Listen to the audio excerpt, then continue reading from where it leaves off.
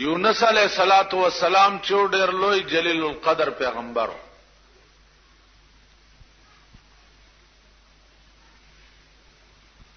داغه قوم باندې چې څو وخت کې الله اراده وکړه د عذاب راتلو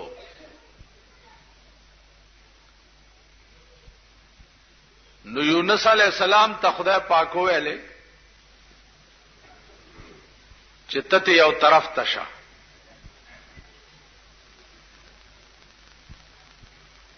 د قوم د پاره ما فیصله د عذاب وکړه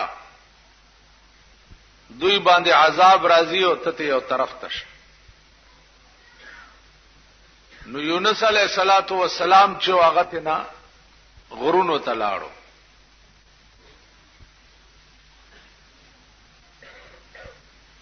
چې غرونو ته لاړو نو د قوم چې څو وخت کې آثار د اسمان ولید نو پوه شو چې دا د یونس علیہ السلام خبره چې ودا خو رښتیا و او والله چې عذاب را روان دی نو ټول قوم را ټول شو او د کلی نه بار یو ډاګه ته وته او ټول خدای ته سر بسجود شو چې یا الله مونږ استاد پیغمبر نافرمانی کړې ده خدای معافي غواړو مونږ معاف کا اراغله عذاب ته نه واپس لاړو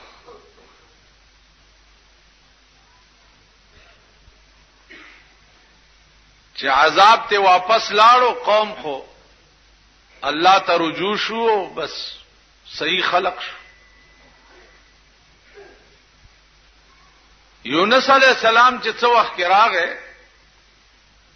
هغه دا خیال کړو چې بس قوم د قوم به تباہ شي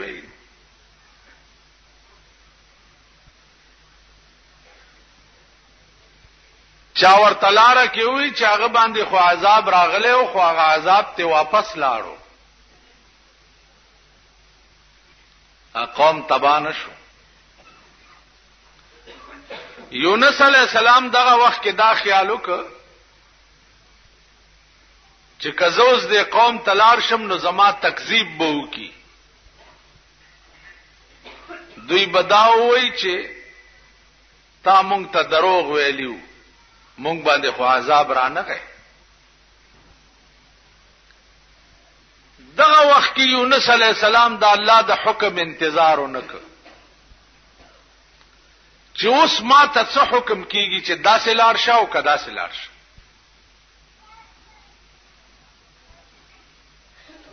نو د روان شو مخ په دریاب باندې او خیال وکړ چې د دې دریاب ناغه غاړه بلار شم اول ته به وخت تیروم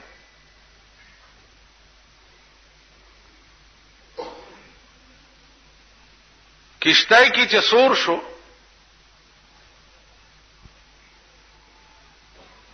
کشتای روانه شو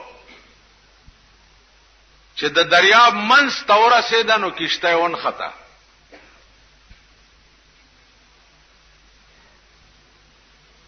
چې ون خطا اوس نمخ کې زی او نرستو زی مانګیان دي د کشتای چې کوششونه کوي چې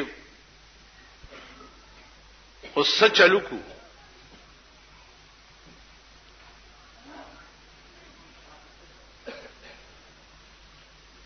आवाज وشو چې پدې کیشتای کې د مالک نه څوک باغیرا تختیدلې ده نو دا کیشتای به ترغه نه روانيږي چې ترسو پورې هغه باغی تاسو دې سین ته نه غورځولې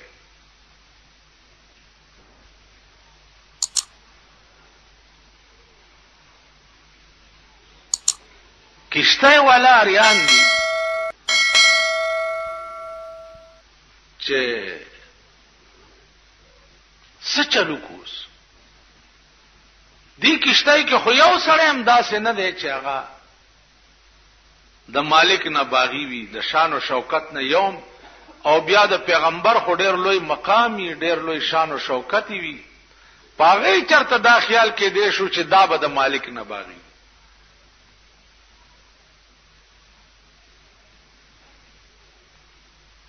یو تا ګوري بل تا ګوري بل تا ګوري.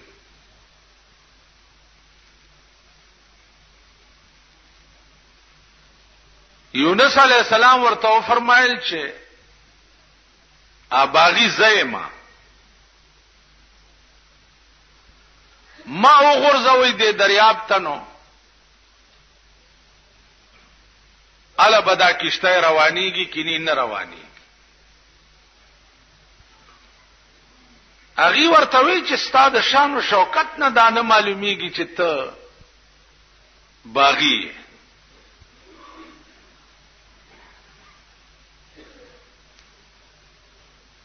یونس علیہ السلام ورته فرمایل چې په خدای قسم کا زم نیم لړا کړي چې ترغه پوره دا کشته روانه نشي. ډېر وخت پکې تیر شو.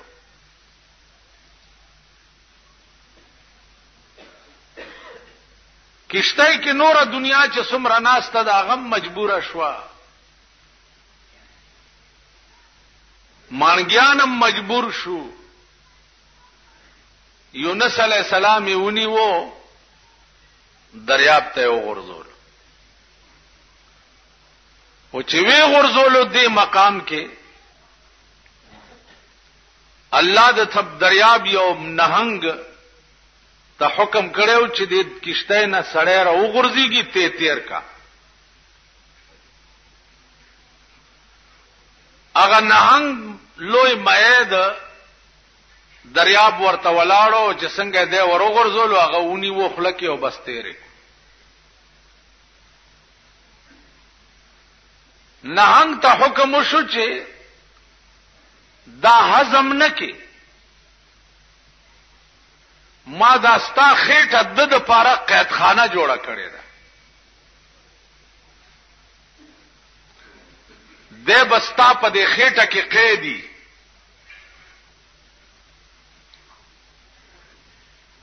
تاسو خیال راکړئ.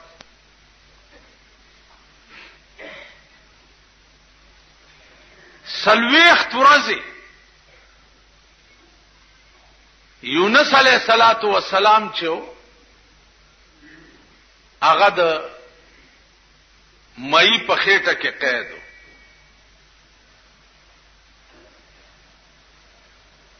دا وخت کې الله ته التجا وکړه چې بار الہ دې زنه د وتو صورت بچي اوزم بچنګا.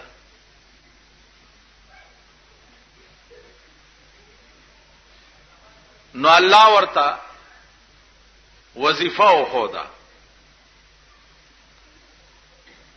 چې زما د گرفت او د پکړ نه چې نجات غواړي نو د مئی په دې خېټه کې دا وظیفه شروع کا.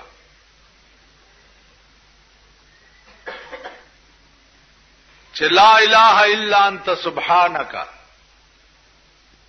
انی کنت من الظالمین. لا اله الا انت،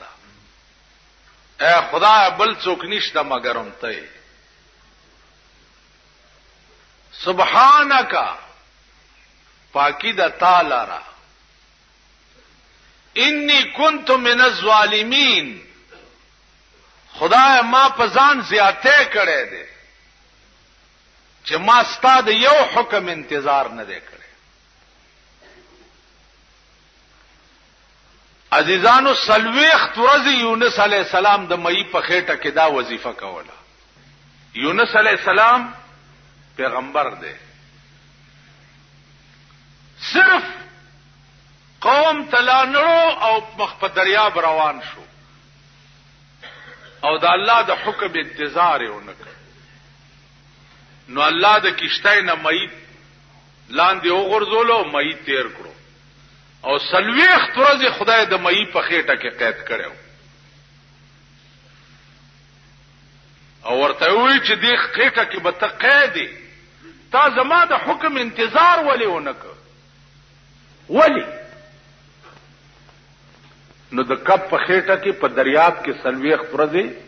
یونس علی السلام غوندې پیغمبر قید کړو زمون ټول عمر د خدای د حکم دین انتظار خو څه کې ته باغیان یو چې مونږ بس څومره کروڑونه اربونه کاله په جهنم کې کېدی نو وظیفه ورته خدای د مې په خېټه کې وخودا چې پتیارو کې خو پروتي او وظیفه وکړي نجات درته وشي لا اله الا انت سبحانك خدای تعالی بغیر بل څوک نشته ته پاکه انی کنت من الظالمین خدای ما پزان زیاته کړي چې ستاسو حکم انتظار مې نه کړي معافي غواړم نو سلويخ ترځه پس مې ته حکم وشو چې ورشه اوسه د دریاب په غاړه الټی کا نو راوړو د دریاب په غاړه الټی کو او د کدو بوټي ته حکم وشو چې ورشه د کپ په خېټه کې بدن کچا شوی د ته په ورشه بوټي سورې جوړ کا چې دا بدن مچان پکېني یونس غوندې سړی سره دا چل شو مونږ سره به څه چل کی مونږ بسکو حضرت عمر غوندې سړی چې وفات شو 3 کاله پس حضرت علی په خوب کې ولیدو جمع او خلی پر روانه وي و عمر دا خلی ولیدي در باندې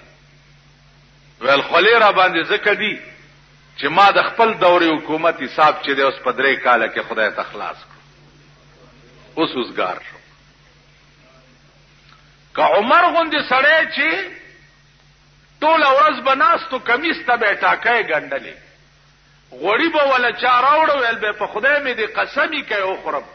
چې تر سوره ته دا پته نه لګېدلی چې ټول قوم مې غوړي خوړلې ها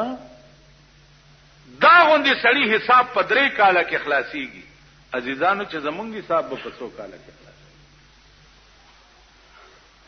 لکه رسول الله صلی الله علیه وسلم ته سحر ټیم او ابو جهل راغی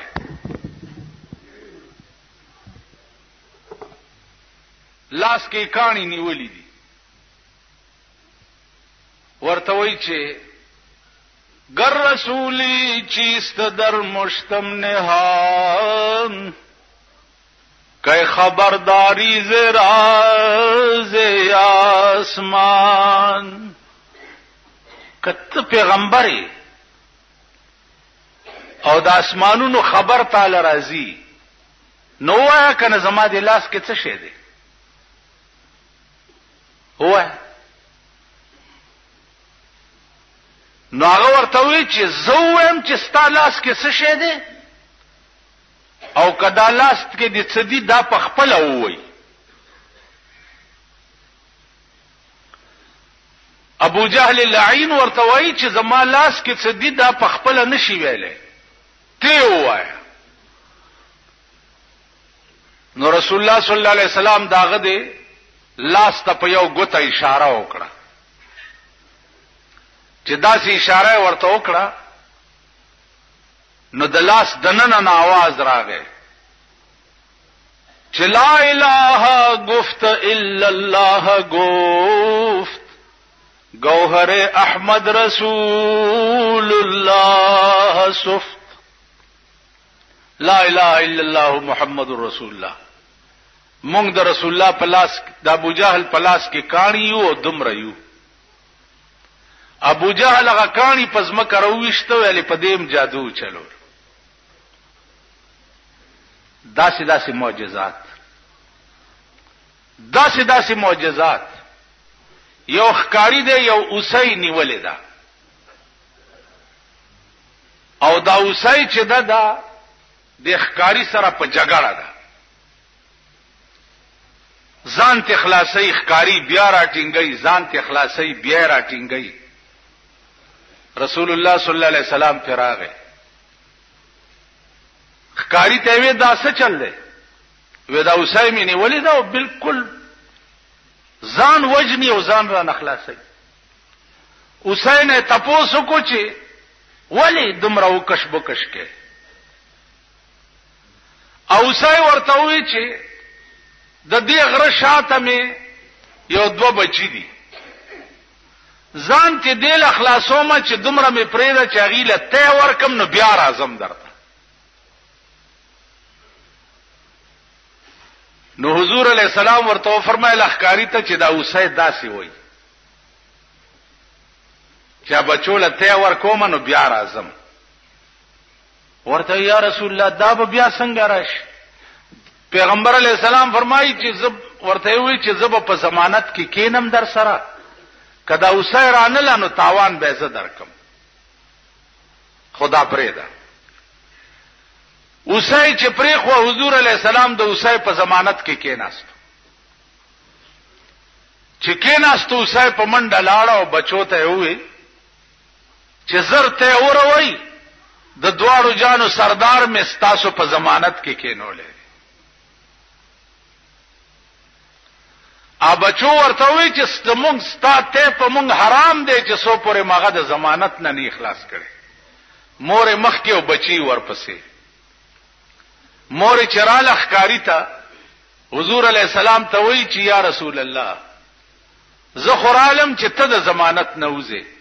او دا بچی می وای چې مونږ د په ناموس قربان یو مونږ هم د دې ښکاری شو داسې معجزات عزیزانو عقل به ورته حیران شو داسې معجزات دا ټول د کعبه په خوا کې را جمع شو ټول قوم د مکه دا لوی سرداران او په کعبه کې ودرېد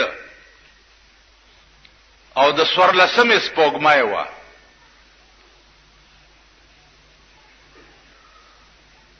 او رسول الله صلی الله علیه وسلم ته وی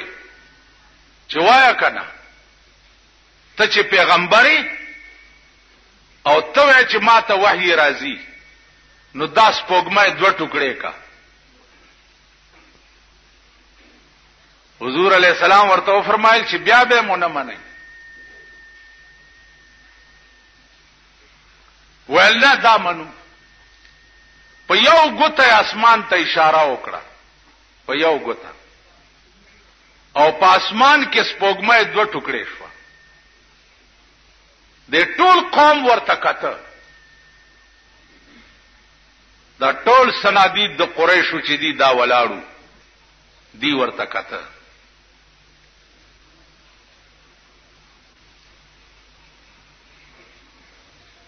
علماء لیکي چې یوازې په اسمان کې دوه ټوکړې نشوه بلکې هغه دواړه ټوکړې رااله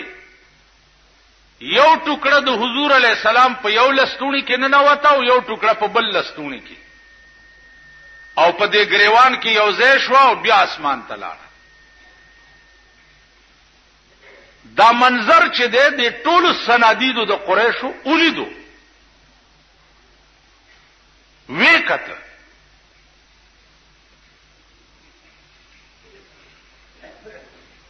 جواب څو جواب داو چې هوی د جادو خو تر اسمانه پورې مرسي دا جواب نو عرض میں داو چې دا څنګه خبره نه ده علماء حقاو په هر زمانہ کې د حق خبره کړې ده او تر قیامت پورې به داسې خلق پیدا کیږي چې هغه به د حق کلمه وایي چپ په نه پاتې کیږي باقی خدای پوهیږي او قوم پوهیږي رسول الله صلی الله علیه وسلم تعالی او فرمایل چې ته ولې دومره غمجن کیږي د دې قوم په حال باندې لعلک باخع نفسک کې دې شي چې ته ځان هلاک کې د ډېر غم نه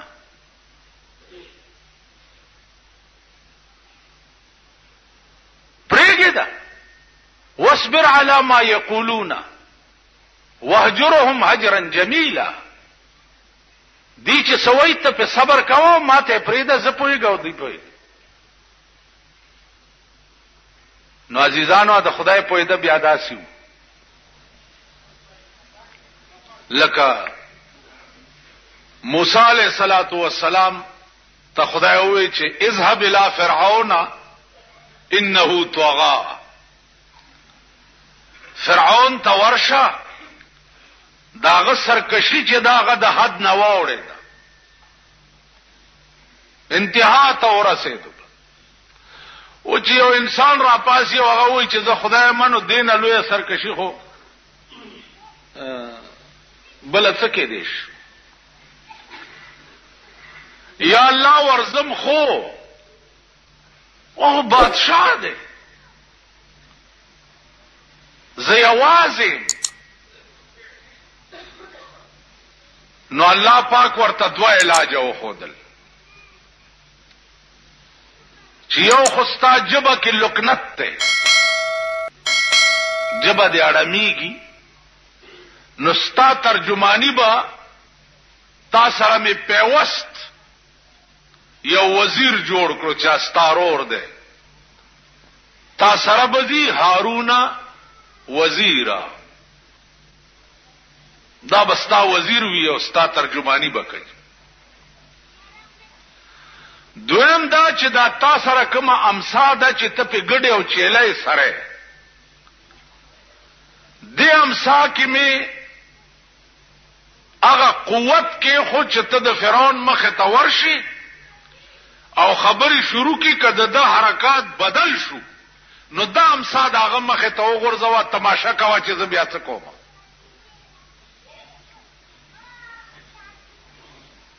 عزیزانو ګران کا یو دیو یو ورور څوک یارو مددگار نشتا او د داسې بادشاہ مخه ته ورځي چې هغه د خدای داوا کړي دا ټول مخلوق وای چې دا خدای دی دنیا یې مرګره ده دام زړو کنه او دام جګراوه چې د بادشاہ دربار ته ورځي او ته په دربار کې ورته وای چې دا تا چې کومه داوا کړې ده دا دروغ دي ته خدای نه بلکې د خدای پیدا کرده بنده بادشاہ دربار مونږه دل خدای راستی کا بابو ته ویلې په یوازې ځان موسی علیہ الصلوۃ والسلام فرعون ته ورځا او بادشاہ ته وایا چې دا ته څه وې دا غلط دي هغه ورته ویل چې ولی زه خدایم ته خدای نه اول راویلی سي خو چې راویلی سي قران کې الله وی واوحینا الی موسی ان الق عصاک فاذا هي ثعبان مبین ما موسی ته وحی وکړه چې د امسا دی وګرځاو د فرعون د مخه ته چې د امسا دغه د مخه ته وګرځولا یو لوی اجدهات جوړ شو دومره لوی اجدهات جوړ شو علما لیکي چې لاندینۍ شونډه په ځمکه پرتا و او پاسنۍ شونډه د فرعون په محل پرتا و دومره داخله واځه شوی فرعون چې وکړه دا چې دا سبلا لرګینه سبلا جوړ شو منډې کړې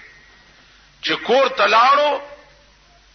علماء مفسرین وایي چې په دغه یو ورځ باندې فرعون 300 کرته په دستونو تلو د یری 300 کرته عزیزانو دې ته معجزه وایي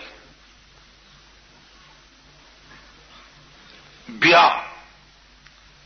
دغه لرګی دی چې موسی علی السلام ورته لاس کو نو بیا امسا شو الله ورته لا تخف یریګما لاس ورواچو او چې لاس ورواچو لا بیا لرګې شو دا امساور سره وا فرعون ورپسې لخر وکړو چرانی صحیح موسی سره د مرګرو مخ کې او د فرعون فوج ورپسې چې د دریاب غاړه تورغه اریانو درېدو چې خدای دې خو دریاب دې او رستم د فرعون فوج دې الله ورته یریګما اضرب بعصاک البحر په دې امسا دې دا دریاب وه امسا را واغستو دریاب لپاره ټک ورکو په دریاب کې 12 لارې ورته جوړې شوې 12 لارې موسی سره د قومه پکې ورګډي شو د خدای د انتهایی مشفقانه انداز ته وګوره دا لار ده او دا دیوال دی د اوبو دا لار ده او دا دیوال دی د اوبو 12 لارې په دې لار کې زر روانم نو زه دا خیال کوم چې دا خوانه لارې خلق چې دي دا به اوبو وړي نو علامه ابن خلدون لیکي چې په دې د اوبو په دې دیوال کې کړکۍ وشوي نو دوی په پلار کې روانو یو بل تبع قتل هم قدرت د دوی دړنه هغه خوف هم لري چې هغه زمانہ اخوا خلکی چرته وړي نه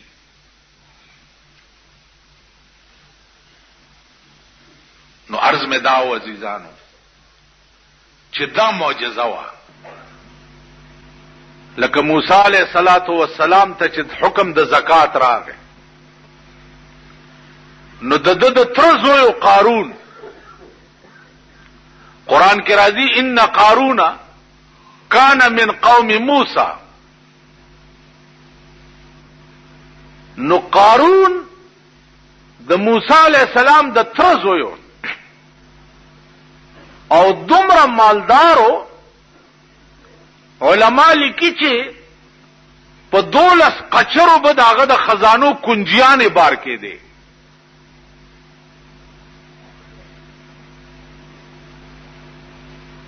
نو موسی علیہ السلام چې ورته وي چې زکات ورکا څومره ورکنو دومره هغه چې زکات راټول کو هغه څلوي ډېرې جوړ شو چې ډېرې جوړ شو ول دی باندې خو خدای راستی کا زماړو شي دومره مال خو زنه شم ورکول موسی علیہ السلام ته وی چې ز پکې نه او خلق را جمع کو میټینګ یو کو چې تاسو څه خبر یې موسی علیہ السلام د زکات حکم کړی دی ځان مالدار کوي او مونږ غریبان کوي راځي چې صدا سي کار ورته پیدا کو چې بس خلق ته ټول منحرف شي او مونږ هم ته خلاص څوک ویسه الزام په لګاو ساعت په لګاو نو یو خزه راوسته چې خزه راوسته ورته دا یو بکس د اشرفو ډک والا خو چې موسی علیہ السلام تقریر کړي او د خپ جذبه کې راشي نو تبرا پاسي او به چې ما اورید د خبره د بیګا ما سره نعوذ بالله بدفعلی کړي دا بدا بکس والا او په مجلس کې به په موسی علیہ السلام دا الزام ولګي هغه ول ډېر خط بکس واغستو د موسی علیہ السلام بیان چو هغه تا ورله چې ورله پکې کې ناستا چې موسی علیہ السلام خپل عروج کې راغی نو دارا پاسه ده چې را پاسه ده په دې نیت چې زه په الزام ولګوم اوس د الله د شان تا ګور را پاسه ده په څنیت او خلینه وزي چې اشهد الله اله الا الله واشهد ان موسی کلیم الله.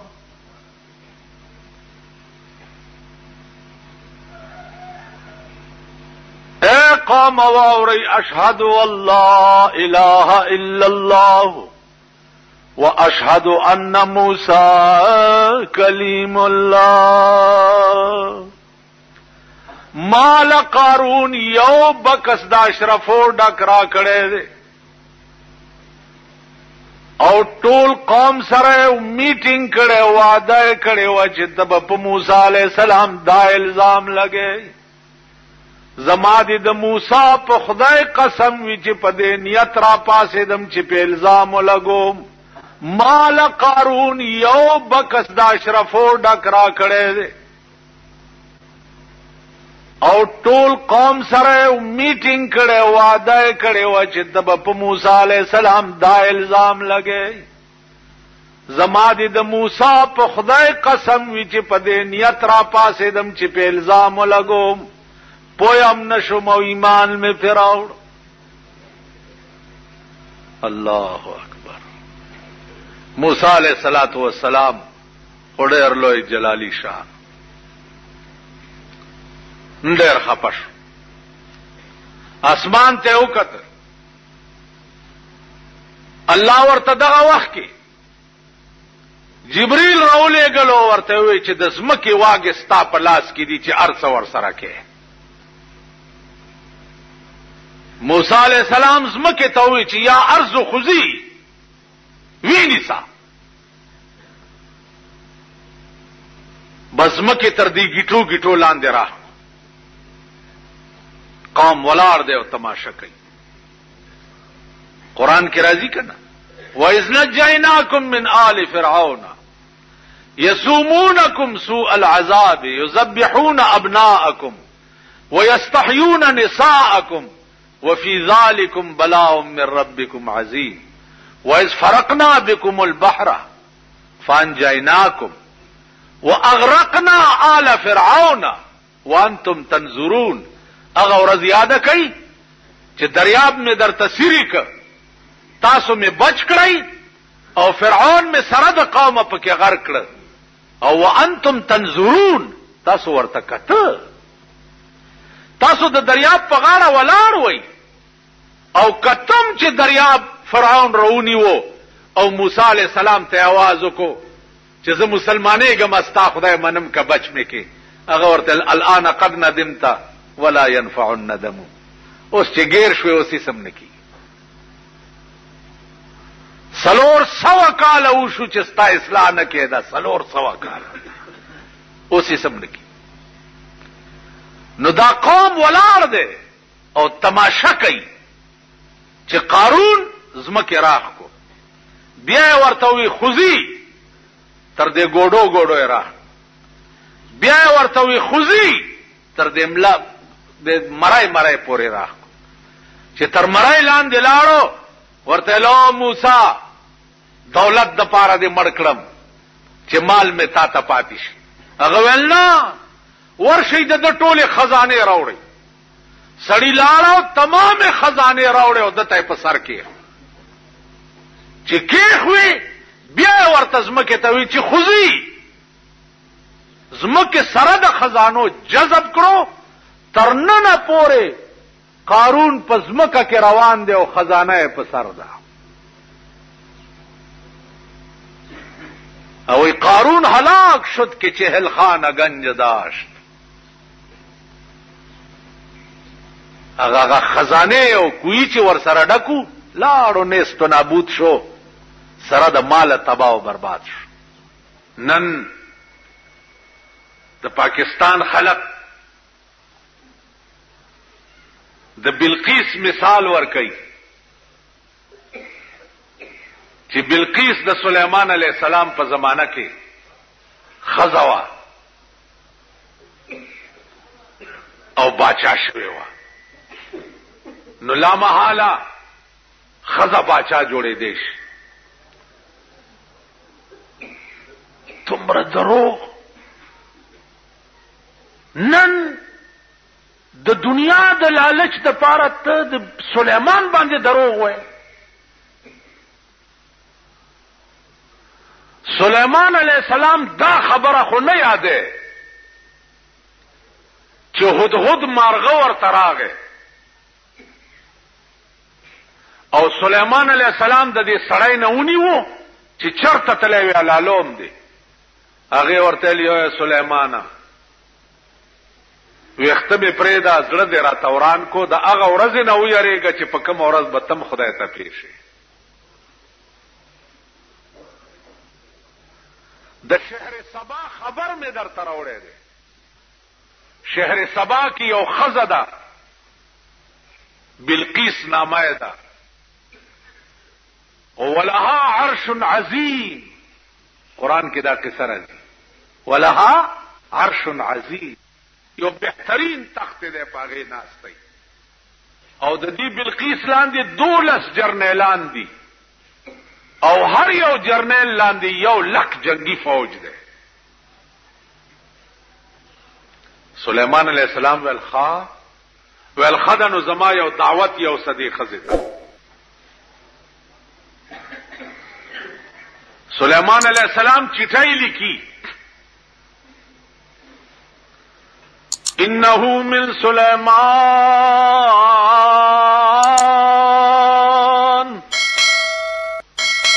بسم الله الرحمن الرحيم الله تعالوا علي واتوني مسلمين. وګوره د سليمان دا خبره خو نه یاده د بلقیس دا خبره خو نه یاده چې سليمان اول دعوت بلقیس ته د څه شي ورکړو. اول انه من سليمان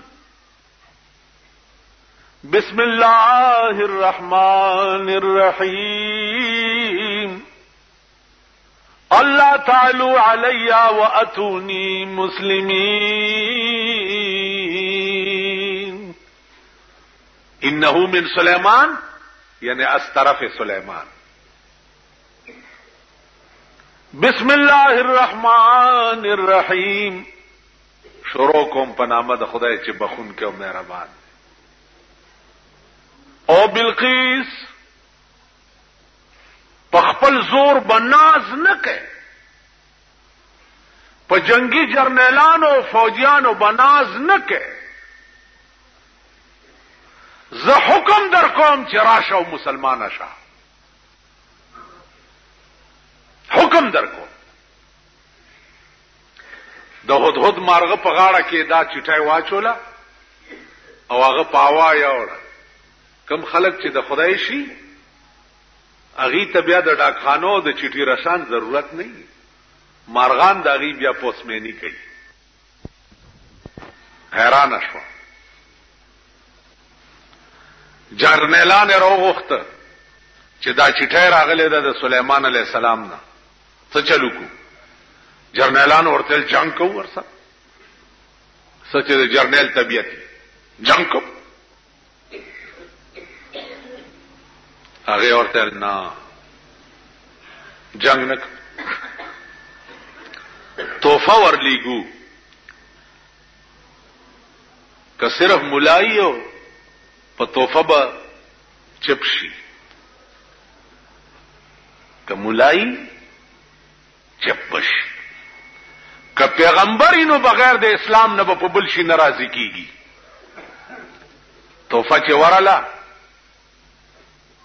سليمان علیہ السلام واپس کړه. ما چې سویلی هغه بکای واتونی مسلمین راضی به مسلمانیږي به. نو بلقیس خپل را روانه شو. سليمان علیہ السلام ورته دائیں بائیں پیریان او دیوانو درولی یو اعلی عظیم الشان استقبال ولو او په تخت ځای ولا پریخو کیناست. چې کیناستا اوس قران وایي چې دی بلقیس سوې دی وایي قالت رب انی ظلمت نفسی واسلمت مع سليمان لله رب العالمین. خدایا ما دومره موده چې د نور عبادت کړو نو ما په ځان ظلم کړو. واسلمت مع سليمان لله رب العالمین. اوس می په سليمان علیہ السلام اسلام راوړو، ایمان می په راوړو، خو خدای پاک وی چې ور سره دام وی چې د یری نه دا نه چې د سليمان نه یریدم زم بادشاہ ما د اسلام می ولې راوړو لله رب العالمین، خاص د خدای لپاره. سليمان علیہ السلام دا په نکاح بیا واغستا. اوس دا چرته ثابت نه ده چې د سليمان علیہ السلام نه رستو بلقیس چې دا بیا بادشاہ شوی و، دا چرته نشته. یو سړی بل سړی نه 200 روپے قرض وغوښتي،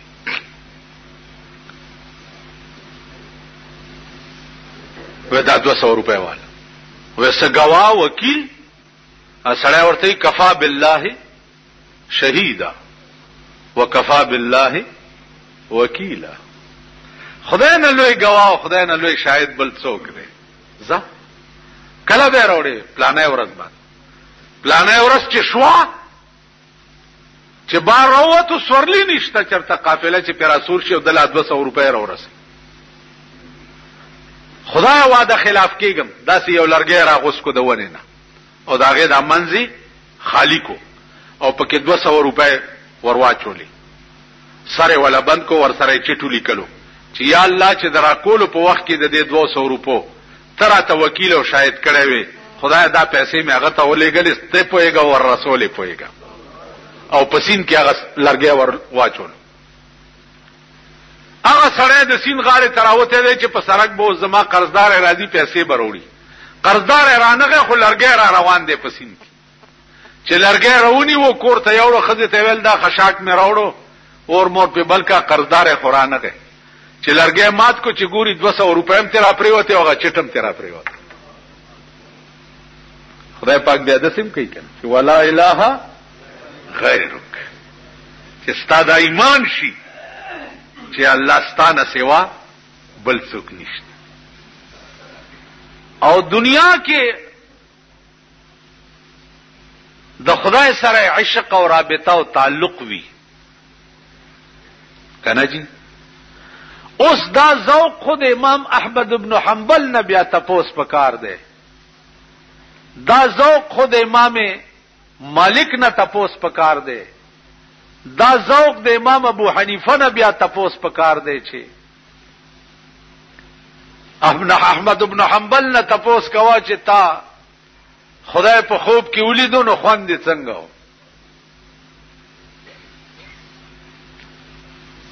چې خوب کې ولیدو نو ورته وی چې یا الله عاشق خویم در باندې خوان دې ډېرو کو، خو په دې مې پوي کا چې اوس مستار رضا پکار ده چې ته خوشاليږي پڅ. نو الله ورته وی چې زه خوشاليږم به تلاوت القرآن، قرآن ډېر لولا زه په دې ډېر خوشاليږم. تاسو خیال را دا ذوق خو بیا د امام مالک نه تپوس پکار دی چې په ټول عمر کې مدینه کې پړې نه پخپوکړې خپیاب لا بغرزیده او ورش په جناب رسول الله صلی الله علیه وسلم سره راز و نیاز کېده. تاسو خیال را بلکې په دې عشاقو کې داسې خلق تیر شوي دي چې پاغه کې یو مولانا قاسم نانوتوی رحمت الله علیه د شیعو یو ډله ورتراله، هغه ورته وی چې مونږه مسلمانېګو خو کوم ته خوب کې رسول الله صلی الله علیه وسلم زیارت وشو. مولانا قاسم نانوتوی ورته ویل چې نه خوب کې نه په ویخه درته کو، په ویخه راځي د مخ کې وډاله ورپسې یو دغره ډیرای غوندې و چې هغه نه واړول په ویخه ورته د رسول الله زیارت اقدس وکړه.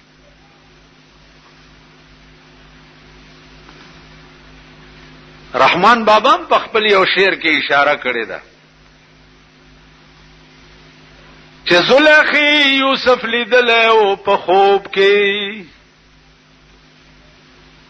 زلیخی یوسف لیدل او په خوب کې ما په ویخه دې لیدل په خواب نه دی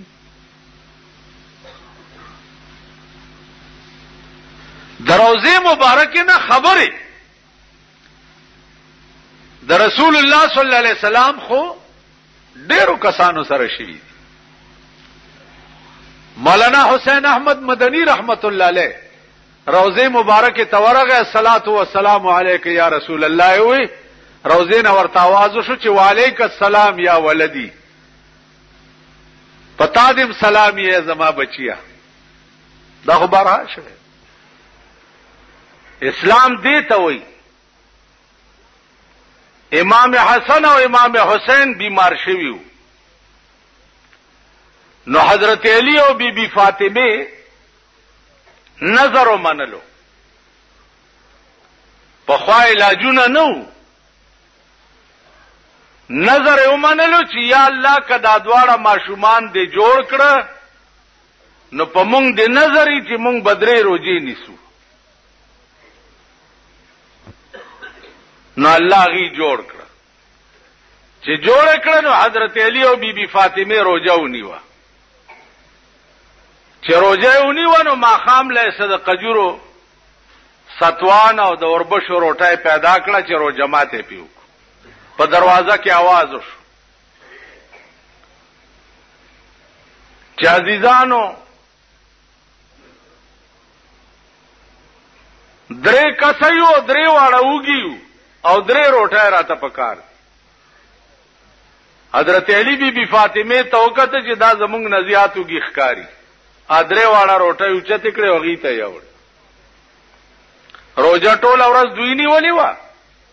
او روټای هغوی لور نو ورځم نه هرا و شپم نه هرا شو سبا بیا روزه ونیو ځکه چې درې روزي بیني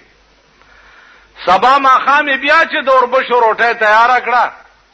بیا دروازه کې आवाज شو چې درې کسایو درې واړه نهاري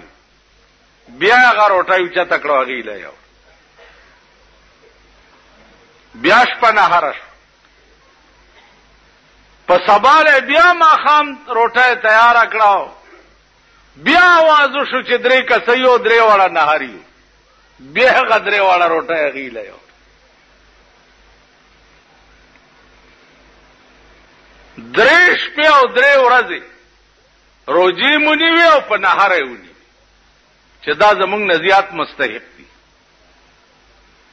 قران راغی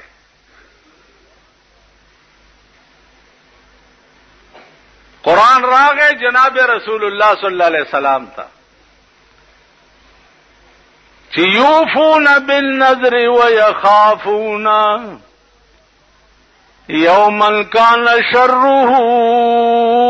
مستطیرا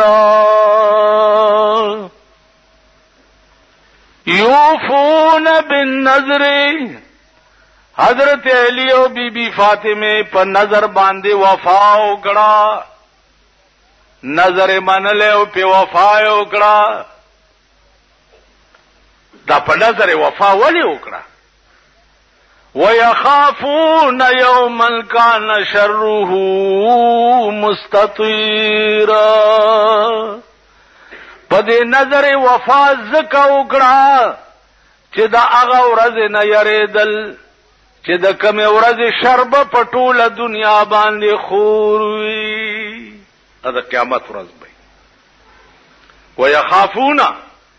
يَوْمًا كَانَ شَرُّهُ مُسْتَطِيرًا دا غورز شرب په ټوله دنیا باندې خور الله دې امان راکړي اے عزیزان دا سی ورځ به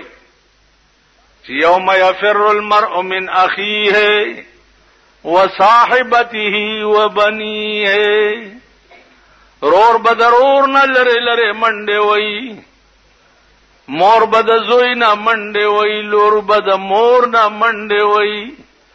اور سړی به په منډی چې یا الله خیر کې چرته زرا غیر نشما ويخافون يوما كان شره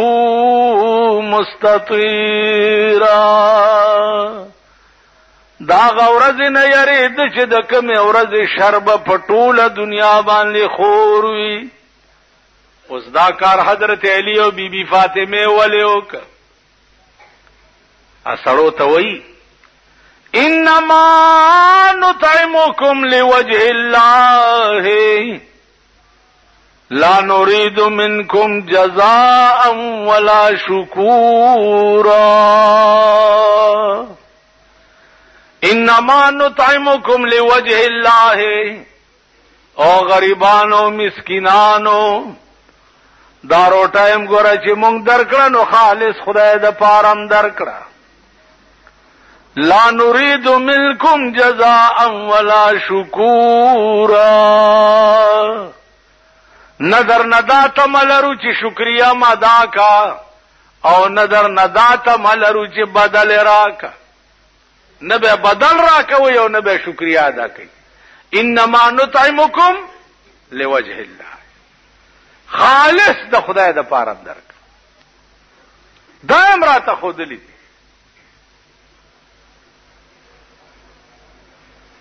چې تا سره یو شی راغی او فالتو دی نو مونږ هو چې شی فالتوی چاله ورکو. د حضور عادت مبارک داو یو لنګ ولا چاروړو لنګ شلیدلو چې د وټړلو یو صحابي راغی و یا رسول الله دا لنګ ما تراک اغلاړو بیا زور لنګو تړلو نه وی اغلا ورک. صحابه ورته په غوسه شو چې د خدای بنده دا دی ولې تی واغستو دا لنګ شلیدل. اصحابي ورته وی چې په خدای مې دې قسم وی چې ما دا لنګ دې د پاره نه راغسته چې زدا او تړم او یا واغوندم دا د پیغمبر بدن پورې ولګېدو دا بکیدم چې کله زمرشم چې دا زما کفن شي دې د پاره کومه کپڑا چې د پیغمبر بدن پورې لګېدلی وي او هغه کپڑا زما کفن شي نو مال به عذاب راځي څنګه. د انسان په زندګۍ کې یو کار داسې نشتا چې هغه د اسلامی دفعاتو نه بار دی. مثلا اوبس کې نوببا پدرے ساگانوس کې اوس درې ساگانو اوبوس کلو کې فلسفه څه ده کدین خبر شي حیران بشي. یو بل مزیدار خبره تاسو ته عرض کوم سړی ته انګه ورشي انګه تاسو ورته څه وایي پرنجه ورشي یا انتروشه ورشي. مسله دا ده چې چا انتروشه واچولو نو هغه به وایي چې الحمدلله او هغه اوریدونکو به وایي چې يرحمک الله. موجوده د جرمني ساينسدانو په دې ریسرچ کړی دی چې دا سړی چې انتروشه واچي په اسلام کې دا الحمدلله ولي وایي دې کې څه راز دی. نو د زړه ماهرانو په دې ریسرچ کړی دی چې دا زړه چې دی دا ستړی شي چې ستړی شي نو د ودرېدو ته آماده شي. نو زړه چې ودرېږي نو بیا خو سړی مړ کېږي. نو د هغې دپاره انګې ورشي چې انګې ورشي نو هغه انګي سره بیا زړه حرکت وکړي او روان شي. نو دی الحمدلله وایي چې خدای شکر دی چې زما اړه دی د ودرېدو نه بچ کړو. نو اورېدونکی به وایي چې الله دې په تا رحم وکړي چې تا خدای پاک د اړه د ودرېدو نه بچ کړو. یعنی انګې قدر څه دی چې په هغې کې هم د اسلام دومره لویه فلسفه ده. اوس دا اودس وګورئ سړی اودس کوي، پاودس کې خپې وینځي، لاسونه وینځي، مخ وینځي. په دې کې څه فلسفه ده؟ خو سړی د خوله کنګال کی او بس په مانځه دی ودرېږي. علما لیکي چې په دې کې فلسفه ده چې د یو مانځه نه تر بل مانځه پورې د په دې لاسونو څومره ګناه کړي او د مانځه له دی اودس کوي، نو د اودس اوبو سره هغه ګناه د دې لاسونو نه اورځي.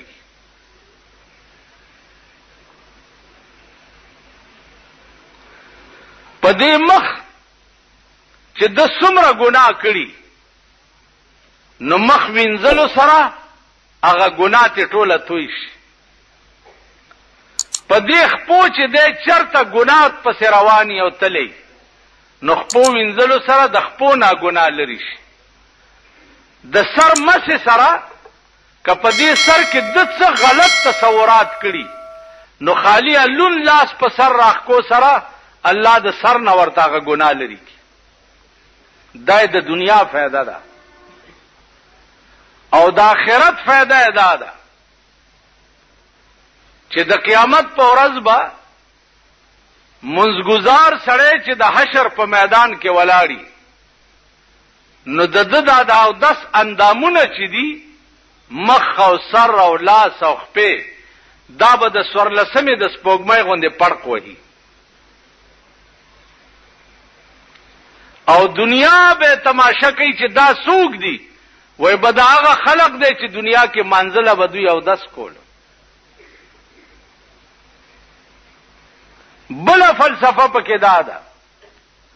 چې سار مونځ دی وکړو او بیا د ماسپخین منزله دی تیاری وکړو،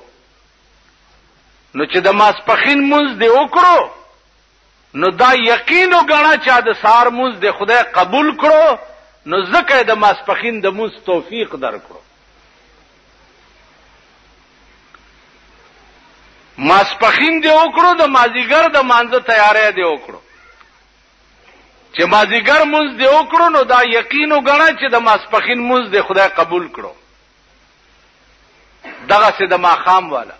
حدیث کې راځي، چانه چې د مازیګر مونځ قضا شو، نو د دې دومره لویه ګناه ده لکه چې د ټول کور وران شو، بال بچ تبا شو او سیلای پراله او د دوهای ملنګ پاتې شو. یو د مازیګر مونځ قضا کېدو باندې نو هر مانځه نه بل مانځه پورې چې الله توفیق درکې، نو دا یقین وګڼه چې خدای دې دا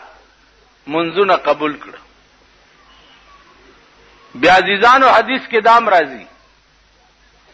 چې سړی هر ورځ درې منځونه کوي، دوه کوي، درې نه کوي، څلور کوي، یو نه کوي. دا سړی به په قیامت کې د فرعون او د نمرود په صف کې ولاړي.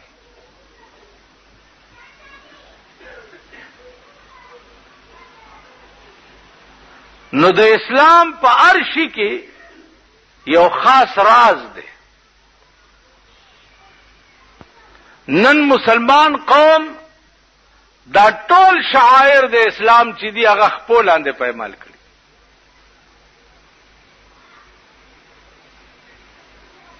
روټۍ خوري په دې کې اسلام، روټۍ خوري په خلاص به خوري او بیا به په دې درې ګوتو خوري، په درې ګوتو به خوري، بیا په درې ګوتو چې خوري دا هم سنت طریقه ده. بیا چې روټۍ خوري نو بسبعه امعاء به نه خوري، دا څنګه چې تر سپېګمو کې پیزار. نو زما عزیزانو عرض مې داو چې دین په هر شي کې دخیل دی، په هر شي. اوس او دسماته څه شي؟ دین په او دسماته کې هم دخیل دی. ته چې اودس ماته اودس ماته دې کوم دین دی تاسو وایي اودس چې ماته وایي څه کوي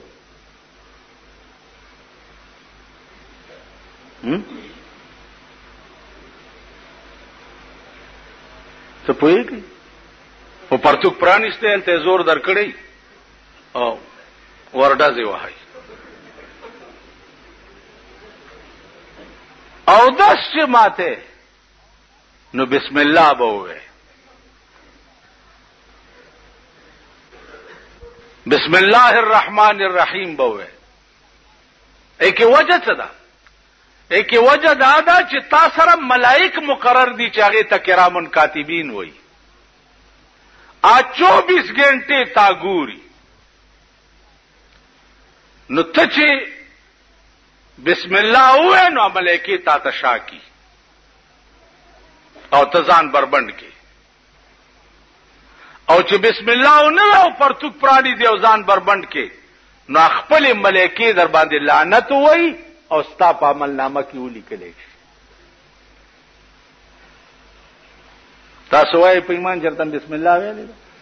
غولو ته کې نه